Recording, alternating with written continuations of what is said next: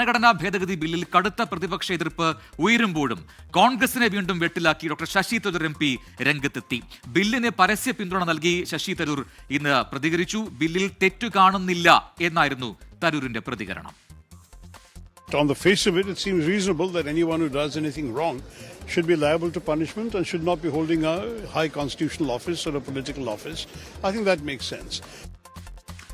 ബൽറാം നെടുങ്ങാടി ഒരിക്കൽ കൂടി ജലീലും ചേർന്നു. ബൽറാം, നേരത്തെ സൂചിപ്പിച്ചതുപോലെ തന്നെ കോൺഗ്രസ്, മറ്റ് പ്രതിപക്ഷ പാർട്ടികളെല്ലാം തന്നെ ഒരേ സ്വരത്തിൽ ഈ ബില്ലിനെ എതിർക്കുമ്പോഴാണ് ഇത്തരത്തിൽ ബില്ലിനെ പരസ്യമായി അനുകൂലിച്ചുകൊണ്ട് ശശി തരൂർ രംഗത്തെത്തിയിരിക്കുന്നത്. വീണ്ടും കോൺഗ്രസിനെ വെട്ടിലാക്കുന്നു, കേന്ദ്ര സർക്കാരിനെ പുകഴ്ത്തുന്നു, അല്ലെങ്കിൽ അവർക്ക് ഒപ്പം നിൽക്കുന്ന പ്രതികരണം ഉണ്ടാവുന്നു. എന്താണ് ശശി തരൂരിന്റെ മനസ്സിലെന്ന് ഇപ്പോഴും വ്യക്തമാവുന്നുമില്ല. എന്തായിരുന്നു പ്രതികരണം? പ്രജിൻ, ഈ ബില്ല് അവതരിപ്പിക്കുന്ന ഘട്ടത്തിൽ കേന്ദ്ര സർക്കാർ നടത്തുന്ന ന്യായീകരണം എന്നുള്ളത് ഉന്നത രാഷ്ട്രീയ നേതൃത്വത്തിലെ ധാർമ്മികത കാത്തു സൂക്ഷിക്കുന്നതിന് വേണ്ടിയാണ് ഈ ഒരു ബില്ല് എന്നുള്ളതായിരുന്നു. അത് പ്രതിപക്ഷത്തു നിന്നും അത് പൂർണ്ണമായും അർത്ഥത്തിൽ വിശ്വാസത്തിലെടുത്തിരിക്കുന്നത് ശശി തരൂർ മാത്രമാണ് എന്നാണ് അദ്ദേഹത്തിൻ്റെ വാക്കുകളിൽ നിന്ന് വ്യക്തമാകുന്നത്. പ്രതിപക്ഷത്തെ ഇന്ത്യ സഖ്യത്തിൻ്റെ ഭാഗമായ എല്ലാ പാർട്ടികളും ഇതിനെ നഖശികാന്തം എതിർക്കുമ്പോൾ ശശി തരൂരാകട്ടെ ഈ ബില്ലിൽ തെറ്റൊന്നും കാണുന്നില്ല എന്ന പ്രതികരണമാണ് നടത്തിയിരിക്കുന്നത്.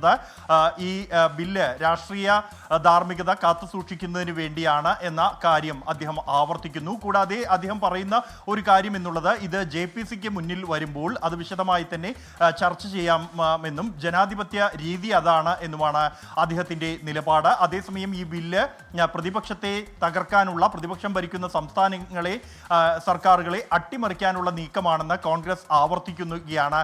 കോൺഗ്രസിലെ മറ്റ് നേതാക്കൾ കഴിഞ്ഞ സമീപകാലങ്ങളിൽ കോൺഗ്രസ് സ്വീകരിക്കുന്ന എല്ലാ നിലപാടുകൾക്കും വ്യത്യസ്തമായിക്കൊണ്ട് ഭരണപക്ഷ നിലപാടുകളെ പാടെ ആവർത്തിക്കുന്ന ഒരു സമീപനം ശശി തരൂർ സ്വീകരിച്ചിരുന്നു. ഈ ബില്ലുകളുടെ കാര്യത്തിലും അത് അദ്ദേഹം ആവർത്തിക്കുന്നു. അദ്ദേഹം BJPയോട് അടുക്കുന്നു എന്ന തരത്തിലുള്ള റിപ്പോർട്ടുകൾ പുറത്തു വരുമ്പോൾ അത് അദ്ദേഹം നിഷേധിക്കുകയാണ്. താൻ പറയുന്നത് തൻ്റെ വ്യക്തിപരമായ നിലപാടാണ് എന്നാണ് അദ്ദേഹത്തിൻ്റെ ഓരോ അഭിപ്രായ പ്രകടനവും വിവാദമാകുമ്പോൾ അദ്ദേഹം ആവർത്തിക്കുന്നത്. എന്നാൽ വീണ്ടും അദ്ദേഹം ഭരണപക്ഷത്തിൻ്റെ നിലപാടുകളെ പിന്തുണയ്ക്കുകയും കോൺഗ്രസിന്റെ പൊതു സമീപനത്തെ തള്ളിപ്പറയുകയും ചെയ്തുകൊണ്ടുള്ള നിലപാട് തന്നെയാണ് ഈ വിഷയത്തിലും സ്വീകരിച്ചിരിക്കുന്നത്.